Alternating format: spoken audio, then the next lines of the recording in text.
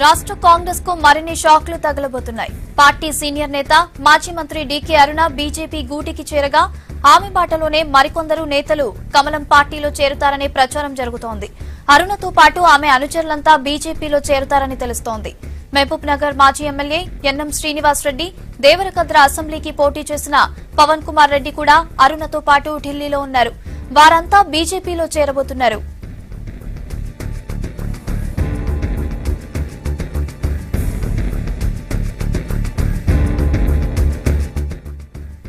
రాష్ట్రంలో కాంగ్రెస్ బలహీనమవుతోందని భావిస్తున్న BJP TRS ప్రత్యామ్నాయంగా ఎదగాలని ప్లాన్ చేస్తోంది.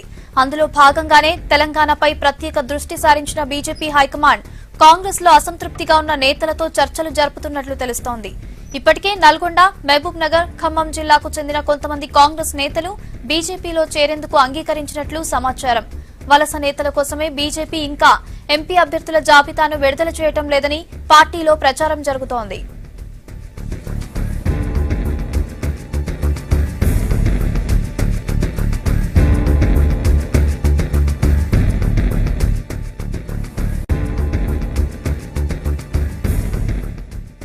వలసలపై పూర్తి డీటెయిల్స్ భారత్ అందిస్తారు. భారత్, చెప్పండి, బీజేపీలోకి ఎవరు చేరే అవకాశం ఉంది? ఇంకా ఎంతమంది నేతలు టచ్ లో ఉన్నారు?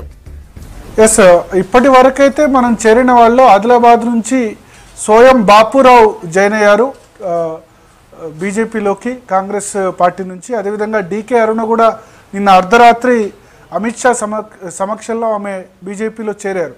డీకే అరుణ కూడా కాంగ్రెస్ పార్టీలో ఉన్న తన అనుచర గణాన్ని మొత్తాన్ని కూడా బీజేపీలో చేర్పించాలని చూస్తున్నారు. ఇప్పటికే దేవరకద్ర నుంచి మొన్న కాంగ్రెస్ పార్టీ తరఫున కండక్ట్ చేసిన పవన్ కుమార్ రెడ్డి, అదేవిధంగా ఎన్ఎం శ్రీనివాస్ రెడ్డి గతంలో మహబూబ్ నగర్ బీజేపీ ఎమ్మెల్యేగానే ఉన్నారు. ఆ తర్వాత బీజేపీని వీడి వేరే పార్టీ సొంత కుప్పటి పెట్టుకున్నారు, తెలంగాణ ఇంటి పార్టీని. సో మళ్ళీ ఇప్పుడు పవన్ కుమార్ రెడ్డి, శ్రీనివాస్ రెడ్డి కూడా ఇప్పుడు డీకే అన్నతో ఉన్నారు. వీళ్లతో పాటు మరికొద్దిమంది ముఖ్య నేతలు ఎస్పెషల్లీ దక్షిణ తెలంగాణ నుంచి తమతో టచ్లో ఉన్నారని బీజేపీ నేతలు చెప్తున్నారు. నల్గొండ జిల్లాకు సంబంధించి కాంగ్రెస్ పార్టీకి సంబంధించిన ఓ సీనియర్ నేత తనయుడు కూడా టచ్లో ఉన్నారు బీజేపీతో అని బీజేపీ రాష్ట్ర నేతలు చెప్తున్నారు. అదేవిధంగా ఖమ్మం జిల్లా నుంచి కూడా, ఖమ్మం పార్లమెంటు పరిధిలో కూడా ముఖ్య నేతలు కూడా టచ్లో ఉన్నారని కూడా బీజేపీ నేతలు చెప్తున్నారు. ఖమ్మంకు సంబంధించి కాంగ్రెస్ పార్టీ క్యాండిడేట్ ఇంతవరకు డిక్లేర్ చేయలేదు. నిజానికి గాయత్రి రవి పేరు దాదాపు ఖరారైందని వార్తలు వచ్చినా రేణుకా చౌదరి కూడా కాంగ్రెస్ పార్టీ టికెట్ కోసం పోటీ పడుతున్నారు. అయితే 16 సీట్లను ఫైనల్ చేసినప్పటికీ కేవలం ఖమ్మం సీటు మాత్రం ఫైనలైజ్ చేయలేదు. సో ఆమె కూడా బీజేపీతో టచ్లో ఉన్నారని రకరకాల వార్తలు వస్తున్నాయి. అయితే కొద్దిసేపటి క్రితమే రేణుకా చౌదరి కాంగ్రెస్ పార్టీ రాష్ట్ర వ్యవహారాల ఇన్ఛార్జ్ ఆర్సీ కుంత్యాతో సమావేశమయ్యారు. సో మొత్తానికైతే ఖమ్మం, నల్గొండ, మహబూబ్ నగర్ ఈ 3 జిల్లాల నుంచి పెద్ద ఎత్తున చేరికల్ని ప్రోత్సహించాలని బీజేపీ నిర్ణయం తీసుకుంది. ఇంతవరకు బీజేపీ ఒక్క పేరును కూడా అనౌన్స్ చేయలేదు. కాంగ్రెస్ పార్టీ 16 పేర్లను అనౌన్స్ చేసింది. టీఆర్ఎస్ రేపు క్యాండిడేట్స్ లిస్ట్ రిలీజ్ చేయబోతుంది. ఆల్రెడీ దాదాపు ఎవరికి ఒక 2-3 స్థానాలు తప్ప మిగతా అన్ని స్థానాల్లో కూడా క్లారిటీ ఇచ్చేసింది. కానీ బీజేపీ మాత్రం ఇంతవరకు కూడా ఒక్క పేరు కూడా రిలీజ్ చేయలేదు. ఇక్కడనే కాదు, దేశవ్యాప్తంగా కూడా ఎక్కడ కూడా రిలీజ్ చేయలేదు. ఇవాళ సాయంత్రం లిస్ట్ వస్తుందని చెప్తున్నారు. ఈ లిస్టులో కూడా పూర్తి పేర్లు వచ్చే అవకాశం లేదు. కేవలం 10 నుంచి 12 స్థానాల్లోనే బీజేపీ ప్రస్తుతం అభ్యర్థుల్ని ప్రకటించి మిగతా చోట్ల ఎవరైనా కాంగ్రెస్ పార్టీ నుంచి నేతలు వచ్చే అవకాశం ఉందా, ఇతర పార్టీల నుంచి వచ్చే అవకాశం ఉందా అన్న దృష్టితో బీజేపీ ఉంది. ఎస్పెషల్లీ ఇప్పుడు మొన్న 19 మంది ఎమ్మెల్యేలు గెలిచిన తర్వాత ఆల్రెడీ ఇప్పుడు ఇవాళ ఎమ్మెల్యేలతో కలిస్తే దాదాపు 8 మంది ఎమ్మెల్యేలు కాంగ్రెస్ పార్టీ నుంచి టీఆర్ఎస్లోకి వెళ్ళిపోయారు. సో ఈ నేపథ్యంలో కాంగ్రెస్ పార్టీ తెలంగాణలో బతకదు, మళ్ళీ మోడీ అధికారంలోకి వస్తే అని కాంగ్రెస్ పార్టీ నేతలకు బీజేపీ నేతలు చెప్తున్నారు. డైరెక్ట్గా హైకమాండ్ నేతలు కూడా మాట్లాడుతున్నారు. ఇప్పుడు నిన్న డీకే అరుణ విషయంలో నేరుగా రామ్ మాధవ్ ఆమె ఇంటికి వెళ్ళి చర్చ జరిపి స్వయంగా ఆమెను ఢిల్లీ తీసుకెళ్లారు. దాంతో డీకే అరుణ లాంటి బలమైన నేత అక్కడ జాయిన్ అయింది. ఆ మహబూబ్ నగర్ పార్లమెంట్ అభ్యర్థిగా పోటీ చేయబోతున్నారు. సో వీళ్ళందరికీ కూడా అష్యూరెన్స్ ఇవ్వబోతున్నారు కాంగ్రెస్ పార్టీ నేతలకు. ఇంకా రాష్ట్రంలో అధికారం లేదు, కేంద్రంలో కూడా అధికారంలోకి వచ్చే అవకాశాలు కనిపించట్లేదు. కాబట్టి టీఆర్ఎస్కు బలమైన పార్టీ, టీఆర్ఎస్కు బలమైన ప్రతిపక్షంగా బీజేపీ రాష్ట్రంలో తయారవుతుంది. ఎందుకంటే మళ్ళీ కేంద్రంలో కూడా బీజేపీ అధికారంలోకి ఖచ్చితంగా వస్తాయని సర్వేలు అన్నీ కూడా చెప్తున్నాయి కాబట్టి తీటైన పార్టీ టీఆర్ఎస్ని ఎదుర్కోవాలంటే అది బీజేపీయే. కాంగ్రెస్ పార్టీలో ఉంటే అటు రాష్ట్రంలో అధికారంలో ఉండదు, కేంద్రంలో కూడా అధికారంలో ఉండదు. రెండు చోట్ల అధికారంలో లేకపోతే కనుక మనుగడకే ప్రమాదం వచ్చే అవకాశం ఉంటుంది. కాబట్టి మీరు వచ్చేవాళ్ళు ఇమ్మీడియట్గా రండి అని అడుగుతున్నారు. ఎస్పెషల్లీ పార్లమెంటుకు పోటీ చేయాలనుకుంటున్న అభ్యర్థులతో బీజేపీ ప్రధానంగా వాళ్ళకు సంబంధించి ఫోకస్ చేసింది. ఆ తర్వాత ఎలక్షన్స్ తర్వాత ఇంకా పెద్ద స్థాయిలో కూడా వలసలు ఉంటాయి. ఇప్పుడు క్యాండిడేట్స్ వాళ్ళ అంచరగణం అంతటి కూడా బీజేపీలో చేర్పించబోయే ప్రయత్నం చేస్తున్నారు.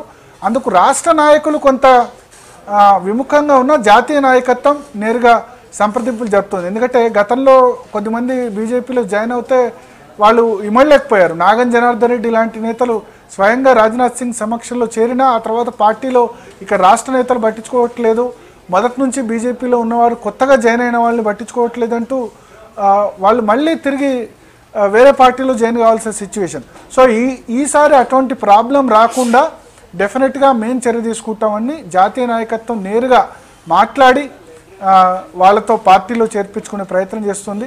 ఈ 2-3 రోజుల్లో ఇంకో 2-3 కూడా ఇప్పుడు ఆల్రెడీ సోయం బాపురావు జాయిన్ అయ్యారు. కాంగ్రెస్ పార్టీ నుంచి బోత్ కంటెస్ట్ చేశారు, ఆదివాసీ నేతగా ఉన్నారు. ఇప్పుడు ఆయనకు ఆదిలాబాద్ టికెట్ ఇచ్చే అవకాశం ఉందంటారు. మహబూబ్ నగర్ ఇప్పుడు డీకే అరుణకు టికెట్ కన్ఫర్మ్ అయింది బీజేపీ అభ్యర్థిగా. ఇంకా కూడా 2-3 నేతలు పార్లమెంట్ కోసమే ఎస్పెషల్లీ చేరే అవకాశం ఉంది. ఆ తర్వాత ఎవరైతే టీఆర్ఎస్లో చేరేందుకు అవకాశం లేదో అటువంటి నేతలను కూడా తాము చేర్చుకుంటామని బీజేపీ నేతలు చెప్తున్నారు. ఓకే భరత్, అలాగే ఇప్పుడు కాంగ్రెస్ సీనియర్ నేతలు బీజేపీలో చేరుతున్నారు కదా, సో రాష్ట్ర అధ్యక్షుడు లక్ష్మణ్ రోల్ ఎలా ఉండబోతోంది? అంటే రాష్ట్ర పార్టీ నేతలకు అంటే మామూలు స్థాయి నేతలు అంటే ఎమ్మెల్యే స్థాయి నేతలు లేకపోతే అంతకంటే కింది నేతలకు రాష్ట్ర స్థాయి నేతలు అభయం ఇస్తున్నారు. ఇప్పుడు సోయం బాపురావుకు ఆదిలాబాద్ ఎంపీ టికెట్ దాదాపు ఫైనలైజ్ అయింది. అతన్ని లక్ష్మణ్ సమక్షంలోనే చేర్చుకున్నారు. కానీ మరీ పెద్ద నేతలు ఇప్పుడు డీకే అరుణ అంటే ఆమె మంత్రిగా పనిచేశారు, మహబూబ్ నగర్ ఉమ్మడి జిల్లాను ఆమె ఏలారు, ఒక విధంగా పొలిటికల్ ఇన్ఫ్లుయెన్స్ ఉన్న ఫ్యామిలీ కూడా. సో ఆమెకు రాష్ట్ర స్థాయి నేతలు అభయిస్తే సరిపోదు. అందుకనే జాతీయ నాయకత్వం నేరుగా మాట్లాడుతుంది. రామ్ మాధవ్ కానీ మురళీధర్ రావు కానీ బీజేపీ జనరల్ సెక్రటరీగా ఉన్న నేతలు స్వయంగా వాళ్ళ అమిత్ షాతో మాట్లాడించి వాళ్లకు భరోసా ఇస్తున్నారు వాళ్ళ భవిష్యత్తు మీద. ఎందుకంటే కేంద్రంలో అయితే ఖచ్చితంగా మేమే అధికారంలోకి వస్తాం, మీరు అధికారంలోకి వచ్చిన తర్వాత జాయిన్ అవుతే ఇంపార్టెన్స్ ఉండదు, రాకముందే ఇప్పుడే ఇమీడియట్గా జాయిన్ కండి. పార్లమెంట్లో కంటెస్ట్ చేయాలనుకునే వాళ్ళు చాలా చోట్ల బీజేపీలకు సరైన అభ్యర్థులు లేరు. నిజానికి మొన్నటి వరకు కూడా ఇప్పుడు సికింద్రాబాద్ పార్లమెంట్ సీటు గురించే రాష్ట్ర ముఖ్య నేతలంతా కూడా పోటీ పడ్డారు. కిషన్ రెడ్డి, దత్తాత్రేయ, లక్ష్మణ్, ఈవెన్ రాజాసింగ్ కూడా అదే టికెట్ అడిగారు. సో అది కాకుండా మిగతా సీట్లకు పెద్దగా కాంపిటీషన్ లేదు అనుకున్న సమయంలో వేరే పార్టీల నుంచి ఇంపార్టెంట్ నేతలు వస్తే, ముఖ్యమైన నేతలు వస్తే చేర్చుకోవాలని బీజేపీ భావించింది.